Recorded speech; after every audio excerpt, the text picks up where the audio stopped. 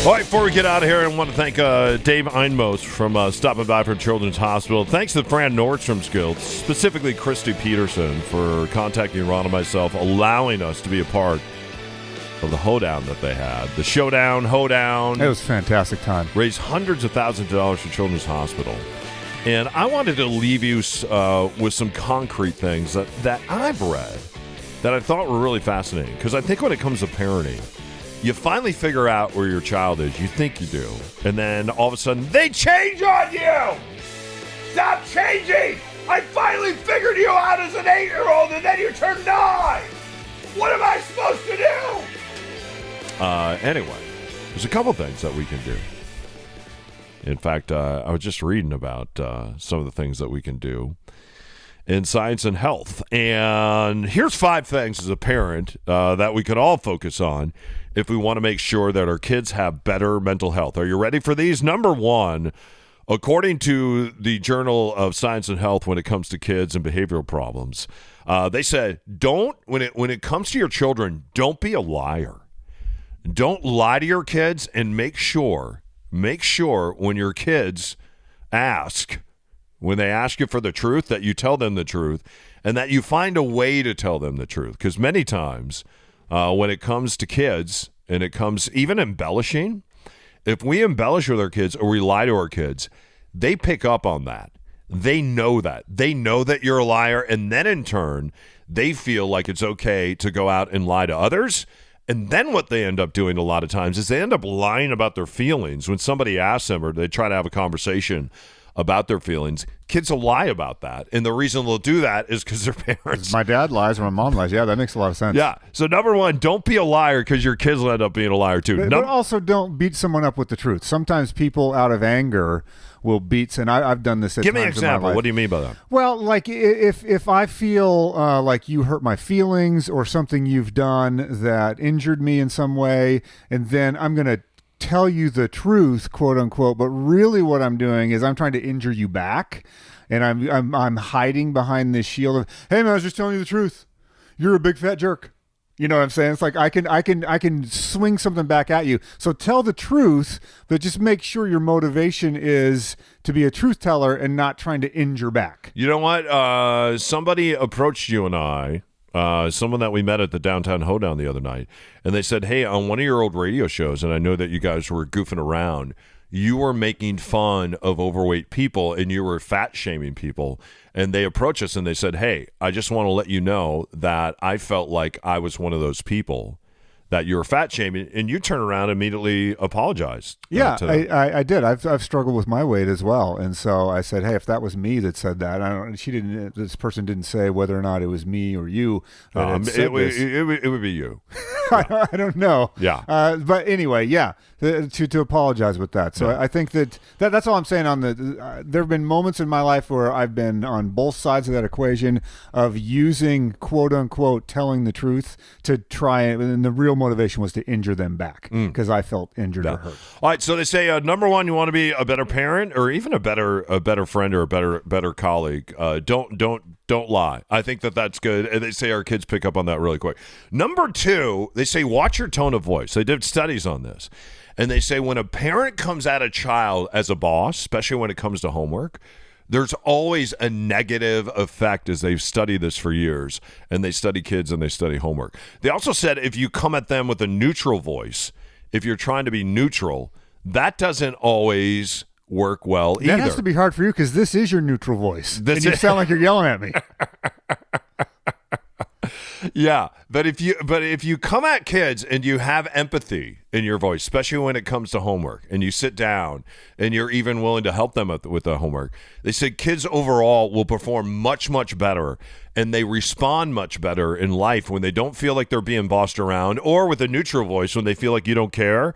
When you show kids that you have empathy, that is something that I'm trying to learn. That is something that I think that you're trying to learn too, and it is hard sometimes. Because you feel like, damn it, I am being empathetic and you're not seeing my empathy. Yeah! Is the way I feel sometimes. I don't know if I'm as aggressive as that, but your point taken. Yeah, so they say work on your tone of voice, because your tone of voice is really, really important. Third thing, and Dave talked about this when he was here, make sure you're having conversations with kids, that you're not just talking at kids, you're having conversations. And pick times during the day where you could have those conversations. The number one time I can have a conversation with my son, and we don't have screens involved. It's one of the reasons I drive him to school. He doesn't jump on the bus, is because that drive each and every day, it allows me to have a conversation with him that he doesn't have at the end of the day. Because at the end of the day, he is wiped out. Right. And he does not want to have a conversation. He has nothing to say.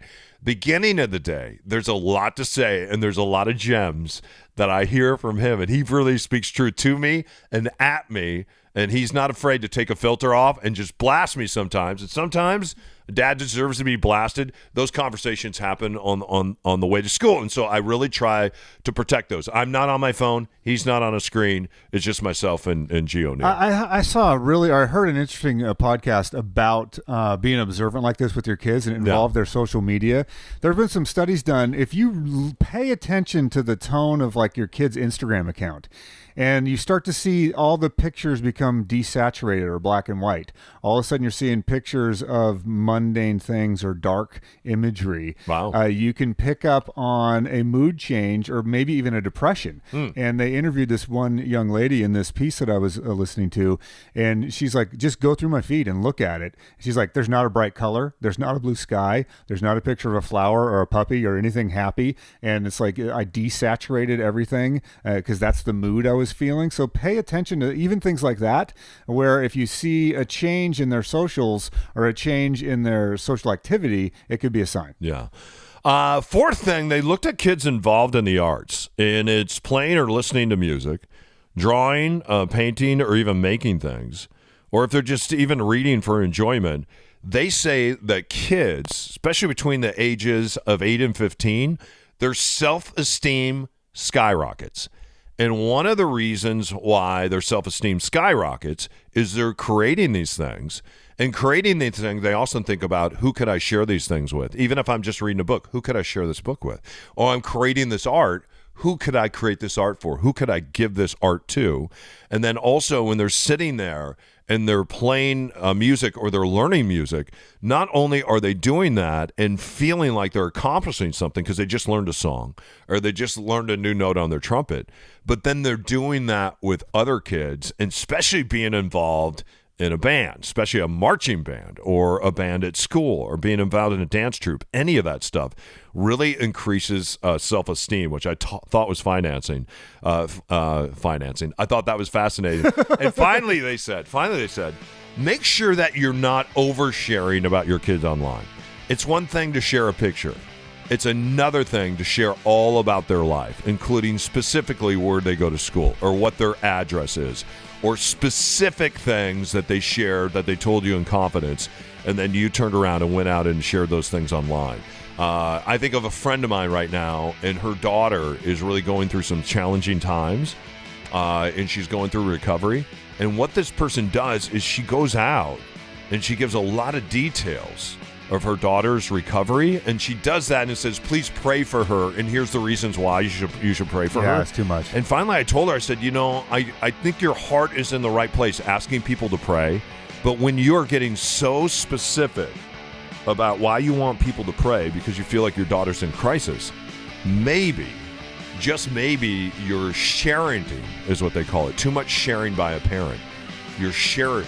And we got to cut that stuff out and make sure as our kids grow up that they get to share the stuff that they want to share, not the things that we want to share. So just a few ideas there that I thought were really good, and I am probably 0 for 5 on all those things. I got to work on all those things right now, including my trumpet playing. So anyway, hey, thanks for stopping by to listen to the Ron and Don Show today. Thanks for being part of the Downtown Hoedown. Thanks for giving hundreds of thousands of dollars to the Fran Nordstrom Guild, so they in turn now can turn around and give all that stuff to Children's Hospital.